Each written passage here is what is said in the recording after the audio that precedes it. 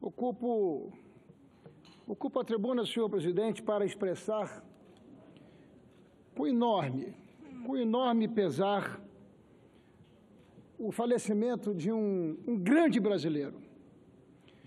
Existem pessoas, senador Otto, que passam pela vida sem dizer a que veio, o que representaram, que não tem sequer a dimensão da vida. Eu expresso com enorme pesar o falecimento do engenheiro Eliezer Batista, mineiro de Ponte Nova, que fez e construiu uma vida extraordinária e muito exitosa, senhor presidente. O engenheiro Eliezer Batista é seguramente um dos mais importantes nomes da engenharia brasileira, por sua capacidade de trabalho, por sua visão, um homem sempre muito além do seu tempo. Foi pela primeira vez presidente da Vale do Rio Doce, da antiga companhia Vale do Rio Doce, com 36 anos de idade. O primeiro presidente da Vale do Rio Doce, funcionário, alguém que, na sua exitosa carreira profissional, passou por todos os lugares, alcançando a presidência da companhia Vale do Rio Doce, hoje Vale do Rio Doce. Uma tímida companhia que, com a visão e a capacidade empreendedora, a ousadia e a criatividade do engenheiro Eliezer Batista, no tempo, se transformou em uma das mais importantes mineradoras do mundo. Teve o engenheiro Eliezer Batista a capacidade e a visão de transformar não apenas a Vale, mas de transformar a mineração numa ferramenta estratégica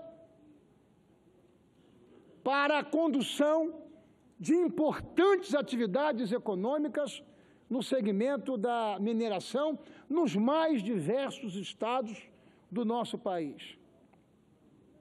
Teve a capacidade de transformar aquela modesta e tímida mineradora que, à época, exportava 1,5 milhão de toneladas de minério, numa companhia que hoje exporta 300 milhões de toneladas de minério de ferro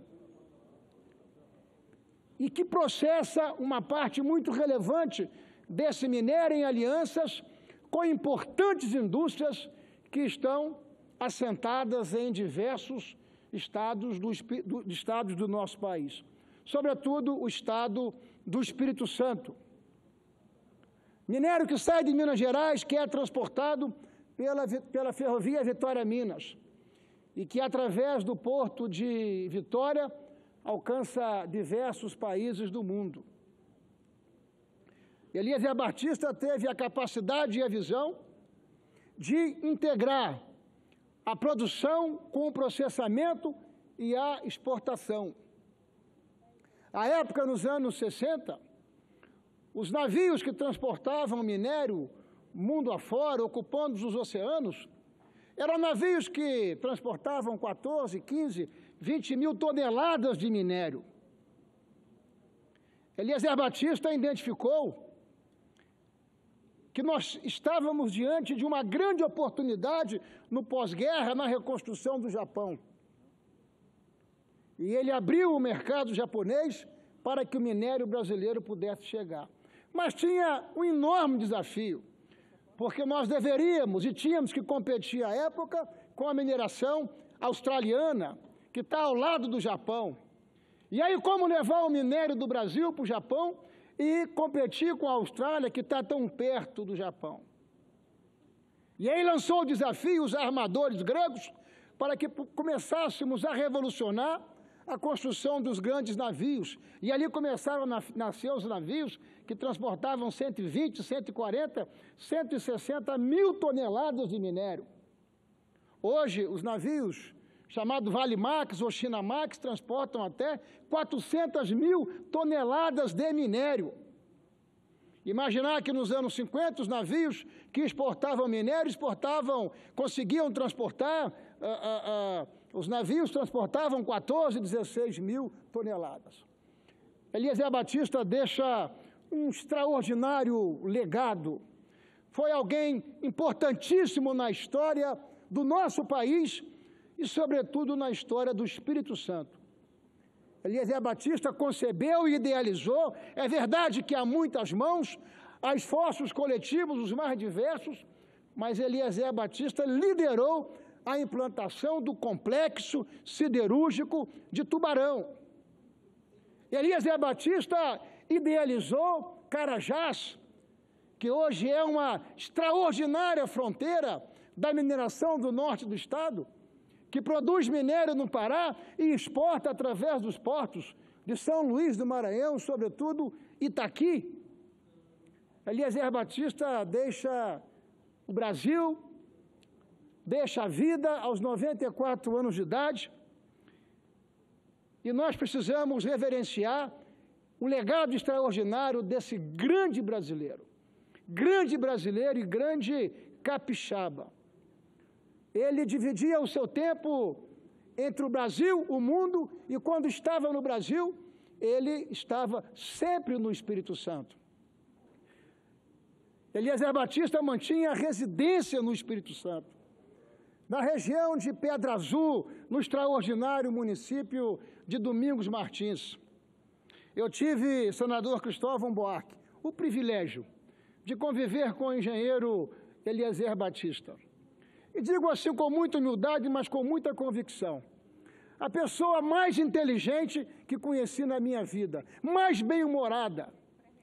As histórias do engenheiro Eliezer Batista eram histórias extraordinárias de uma vida e de alguém que conseguiu ser global e que conseguiu colocar o nosso país e a siderurgia e a mineração brasileira numa condição de muita importância mundo afora. Ouço com enorme prazer o senador Cristóvão Buarque. Senador, eu não conheci, não convivi com ele, mas assisti uma vez uma palestra dele numa reunião que nós tivemos, e o que mais me impressionou nele é o que hoje tanto falta ao Brasil. É um homem que pegava num quadro, começava a desenhar e mostrar os mapas que ele fazia, o que ele trazia, e que tinha duas coisas fundamentais que nos faltam hoje. Ele tinha sentimento de nação e tinha estratégia para a nação no longo prazo.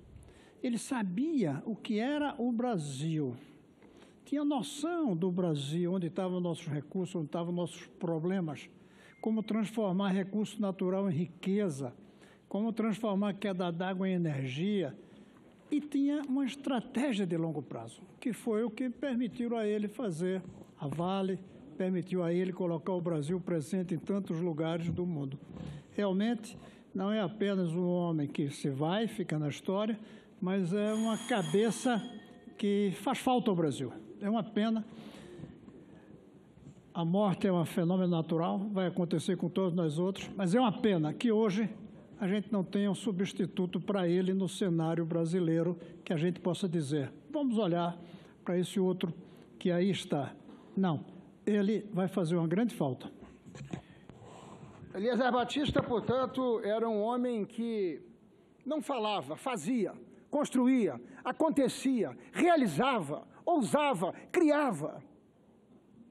E foi com esses valores e com esses princípios que ele ajudou a construção do Brasil, ajudou a construção da logística brasileira.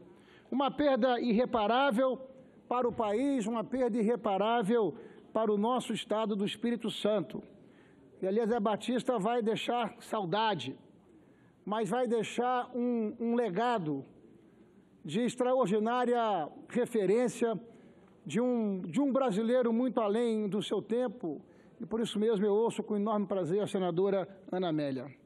Senador Ricardo Ferraço, eu queria acompanhar a manifestação de Vossa Excelência porque eu era repórter, jornalista, em viagem presidencial ao Japão, onde o ex-ministro Eliezer Batista estabeleceu as grandes relações comerciais e onde promoveu o aço brasileiro. E o minério de ferro, melhor dizendo, o minério de ferro que era exportado e a Vale do Rio Doce. Eu tenho certeza que ele não morreu feliz. Eu acho que o nome dele não merecia, pelo tamanho que Eliezer Batista foi para o Brasil. Um homem com visão de Estado, com visão de país, um estrategista, numa área que, naquela época, era só pessoas inovadoras, corajosas, tinham a ousadia de fazer o que ele fez.